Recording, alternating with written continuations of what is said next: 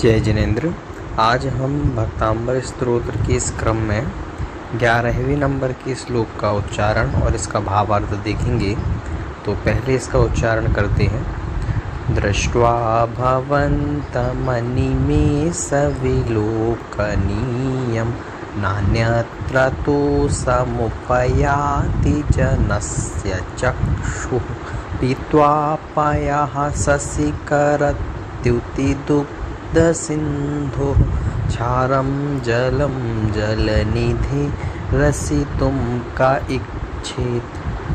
इच्छेत कौन इच्छा करेगा खारे जल का, जिसने आप अथवा भगवान रूपी वचनों का अथवा भगवत रूपी गुणों का, ऐसी अमृत का जिसने पान कर लिया। तो देखते हैं इसका अर्थ क्या है। तो कहते हैं दृष्ट्वा भवन्तं अनिमेष विलोकनीयम। तो भवन्तम का मतलब आपको, भवन्तम यानी आपको। अनिमेष विलोकनीयम, अनिमेष का मतलब होता है जहाँ बीच में कोई अंतराल ना हो, ऐसा बिना पलक झपकाए, है ना। तो भवन्तम यानी आपको, अनिमेष, अनिमेष का मतलब बिना पलक झपकाए, विलोकनीयम देखने योग्य, दृष्ट्वा यानी देखकर।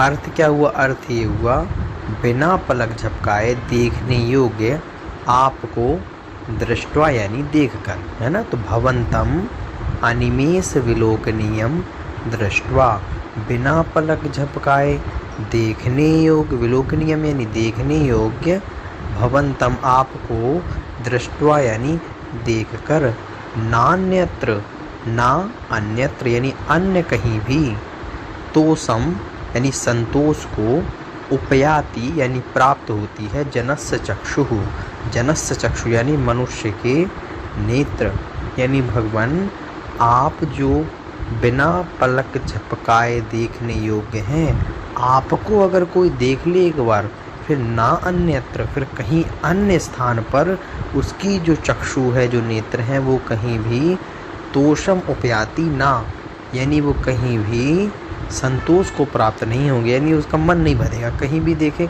इसने आपका दर्शन कर लिया, फिर उसका कहीं भी मन नहीं लगेगा कि उसका मन संतोष को प्राप्त हो। तो यही कहना चाहते हैं कि आपको देखने के बाद कहीं अन्य हमारा मन नहीं जाता, तो बस संतोष को प्राप्त हम नहीं होते, हमें तो आप ही चाहिए, ऐसा है ना। अब आगे उदाहरण दे रहे हैं। पीत्वा पयः शशिकर द्युति दुग्ध सिंधु। तो ऐसा देखिए, शशिकर द्युति यानी शशि के समान है द्युति जिसकी, तो चंद्रमा के समान द्युति वाला, दुग्ध सिंधु हो। दुग्ध का मतलब होता है जैसे दुग्ध जो दूध है, दूध को ही हम अन्य नाम से क्षीर भी कहते हैं। तो आपने क्षीर सागर का तो नाम सुना ही होगा, तो वही कह रहे हैं दुग्ध सिंधु हो अथवा क्षीर सागर, सिंधु मतलब सागर। तो शशिकर द्युति यानी चंद्रमा के समान द्युति वाला, दुग्ध सिंधु हो यानी क्षीर सागर के, पयः यानी जल को, पीत्वा, पीत्वा यानी पीकर, क्षारम जलम यानी खारे जल को, जल निधि जो खारे जल वाला जल निधि है अथवा लवण समुद्र है, रसितुम का इच्छेत यानी उसको पान करने के लिए अथवा चखने के लिए, कहा इच्छित कौन इच्छा करेगा। तो कहना क्या चाहते हैं? कहना ये चाहते हैं भगवान जिसने आपको अथवा जो आप कैसे हैं, बिना पलक झपकाए देखने योग्य हैं, और आपको जिसने एक बार देख लिया, उसका जो चित्त है अथवा मन है, वो ना अन्यत्र कहीं अन्य स्थान अथवा किसी अन्य को देखकर संतोष को प्राप्त नहीं होता। अब उदाहरण दे रहे हैं, जैसे जिस प्रकार से जिसने क्षीर सागर के जल का पान कर लिया हो, इतनी अमृत समान जल का पान कर लिया हो, वह अगर चाहे और उसको, अगर आप लवण समुद्र की अगर आप बात करें, तो उसका जो चित्त है अथवा उसका जो मन है उसको चखने के लिए कभी भी प्रवृत्त नहीं होगा। और सही बात है, जिसने क्षीर सागर का जल चख लिया वो खारे पानी के लिए क्यों प्रवृत्त होगा।